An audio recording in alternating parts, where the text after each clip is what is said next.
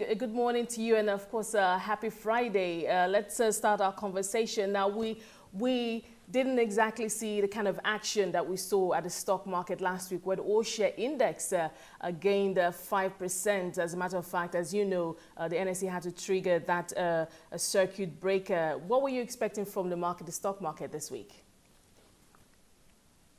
Well, I mean, it's typical for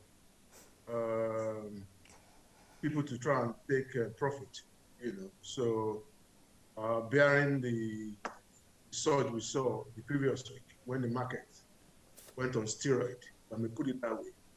Particularly, I wasn't expecting that we'll see a repeat of the same scenario this week. So I think what has happened this week is just following the normal pattern that whereby once the market rises to its end level, you see investors trying to cash in and taking profit. So that was exactly what happened this week. And I think when the market gets to a very decent level, we start to see aggressive buying, which again, we saw in the last 2 days.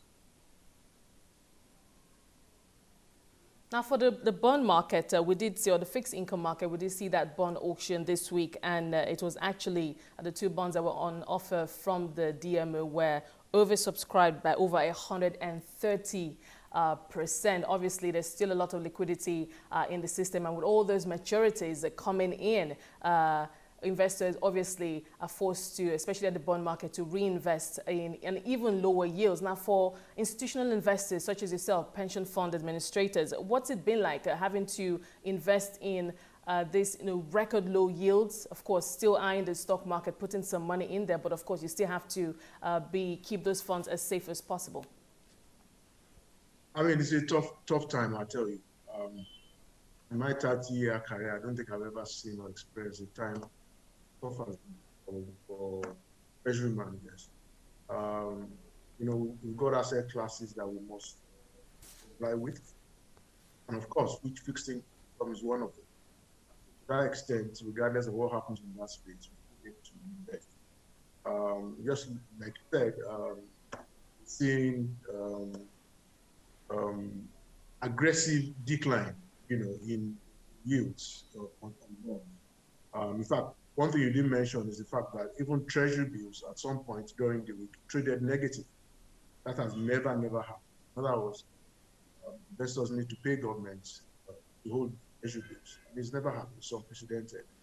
And I think, ultimately, when you look at all of these factors, you begin to wonder whether indeed we're not seeing what I'll call unintended consequences of some of the policy of the CBN. Because we're now approaching a point where inflation is rising to north of 40, and we're seeing yield on 10-year index bond at about 5%.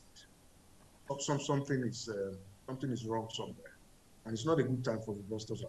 And don't forget, our core mandate as pension managers is to earn real returns for our subscribers at the end of the day.